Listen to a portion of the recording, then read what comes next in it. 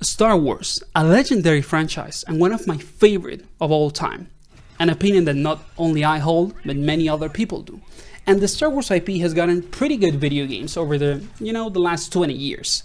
Like Battlefront 2 at the end of its life cycle at least, Star Wars The Force Unleashed also. But in the last few years, the Star Wars IP has kind of been mismanaged in the video game department.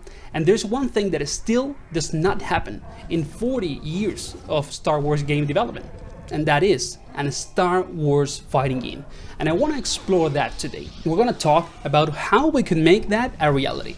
So, if you enjoy fighting game content and video game content, please consider giving this video a like and subscribing and leave a comment. Do you think that it is possible for us to get a modern day Star Wars fighting game? Stay until the end because we're going to speculate about how we could make this game real. Now, before we start talking about how to make the perfect Star Wars fighting game and discuss roster, gameplay mechanics, etc., I just want to, go back in time a couple of minutes and explore some obscure moments in the history of video game development and the Star Wars IP. So when we start getting into the realm of fighting games with Star Wars, there's only a couple of examples that have happened, over 30 years of working on video games by many different companies. There is technically one Star Wars quote-unquote fighting game, and it's a 3D fighter called Star Wars Master of Terrascasi, or whatever way you say that. Jesus. And this game was technically a 3D fighter, but it was not that good, of course. And it's the only game in the history of the Star Wars IP that is quote-unquote a fighting game. Now, there's not a lot of information about this game online, but we don't need it, let's be real. Like, this game probably did very bad in financial terms, in terms of sales. And we don't even need to think twice about it. But what's the reason for that? The fact that it was a fighting game? Or just the fact that it was not a good game? I personally think that the fighting game setup for a Star Wars game, it's pretty perfect if you do it right. So I'm pretty, suspicious that the game did bad because of other reasons, not because it was a fighting game.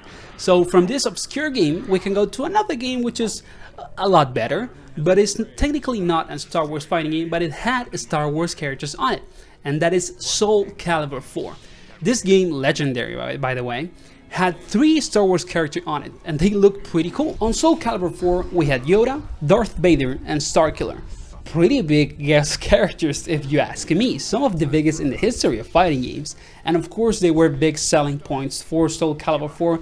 There's probably a ton of people that only bought Soul Calibur 4 because it had one of these 3, Star Wars characters on their copy for their console. But this is all the examples that we have about fighting game characters related to Star Wars or a Star Wars fighting game. So could we create a perfect fighting game?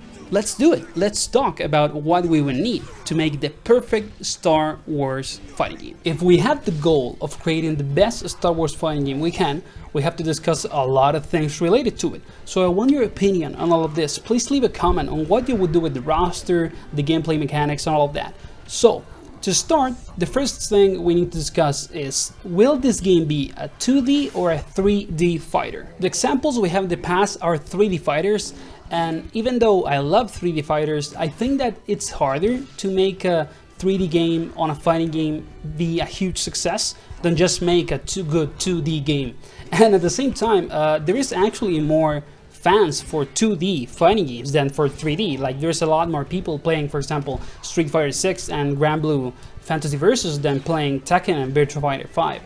So I think that if we want, to make this safe and basically make a Star Wars fighting game that is a hit, we should kind of focus on doing a 2D game. And even though the 3D, environment fits Star Wars kind of well, I think that it's safer to go for the 2D route and focus on having, like a very sophisticated combat style and gameplay mechanics, so that the game shines on that and you forget about the fact that you don't have the 3D environment in the experiences that you used to have, for example, while you played Star Wars characters on Soul Calibur. Then we move into the roster, which for me is like the most relevant thing if you want to make a Star Wars fighting game, because it's gonna make or break the game. You need to add a lot of classic characters and also new ones and kind of keep it balanced, but also don't leave anyone super relevant out, because it could, be enough reason to cause a riot and for people to say, oh, you know, developers are being greedy with this game, and for example, Yoda, it's a DLC. We're not gonna buy this game.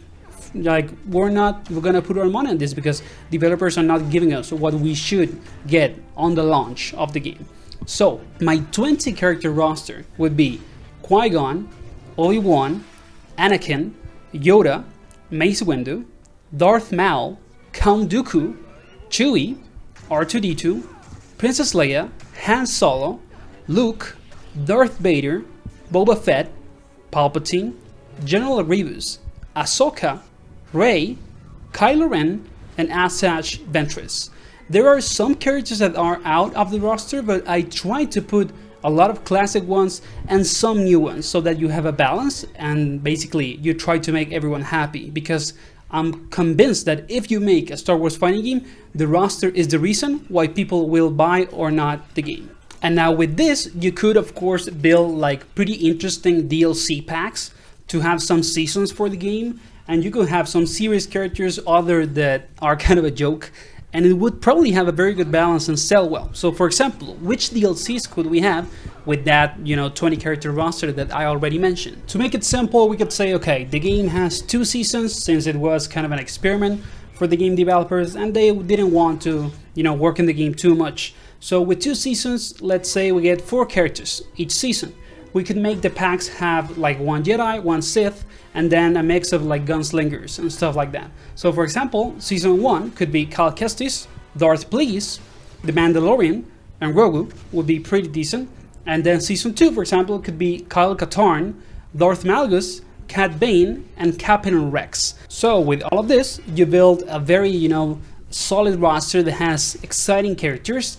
And it's not that big or that little, because there is high chance that if you make a Star Wars fighting game, it's not going to be like a super high budget game. It would probably be more like an experiment.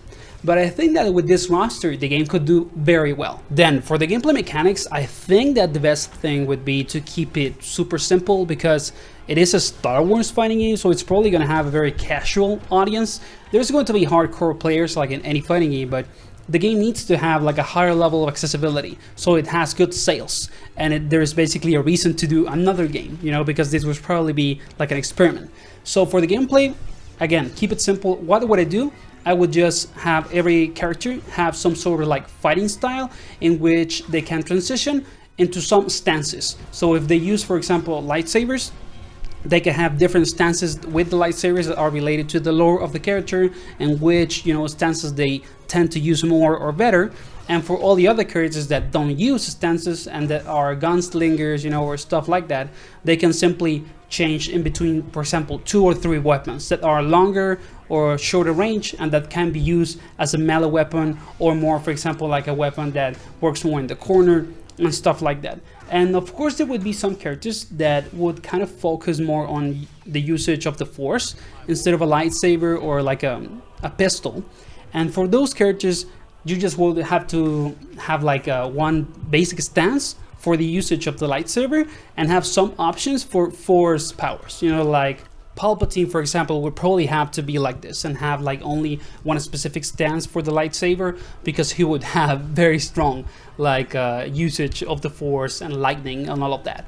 But if you keep it as simple as that, and then maybe add, of course, like a bar to do supers and enhance some moves, I think that's enough. You shouldn't make the game too complex, because at the end of the day that would make the barrier of entry too high for a casual audience such as, you know, the Star Wars audience, because it's a very massive amount of people. So there's probably going to be a lot of people that want to play the game because it's a Star Wars game and not because it's a fighting game.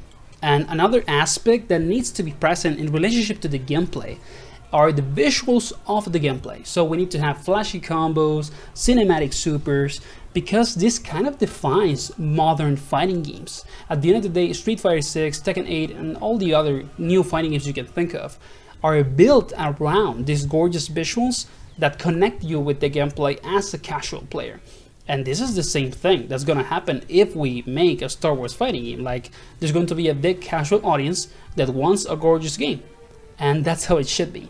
So we need the flashy combos, we need the cinematic supers, and the engaging visuals when it comes to you enjoying the game while you play. Not only because it has good gameplay, but because it looks good. And the key detail with this is that games looking good is not only related to graphical fidelity, it's connected with design and with art decisions, you know, with the type of style that the game has. And a Star Wars fighting game needs to have a good style so that people enjoy the flashy aspect of it while they play it. Then what we have left is the more easy thing to discuss, like the visuals, of course, as I said before, need to be really good. They need to be, you know, on top of the gen that we're doing now on consoles, because most people would play this game on a console more than a PC.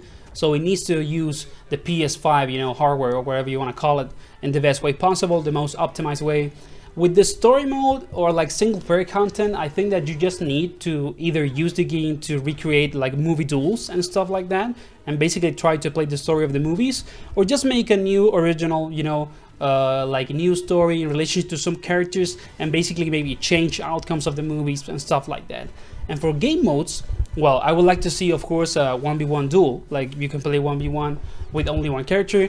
Maybe also having a 3v3 game, like inside the game, like a tag mode with no assists or stuff like that, more like KOF, you know, like just 3 versus 3, then and you go in and out with the characters after you lose one. And I would also like to see a co-op story mode, or like co-op boss battles, so that people can enjoy the game on like a collaborative way or with someone else, but not only when they fight them. Like it would be better if you can play the game in cooperation with someone else and not only against them, because that would probably make the people that want to play this game buy it even more. And aside from that, of course, you need good training mode, you know, you need crossplay, rollback, all the basic features that a good fighting game needs to have to be good for the more hardcore community. And I would also like to have a good management of like monetization, cosmetic, skins, good stages and arenas, because there's a lot of iconic settings in the Star Wars universe to use to do that. And at the end of the day, if you have or you manage all of that well, it's also going to retain a lot of people in the game.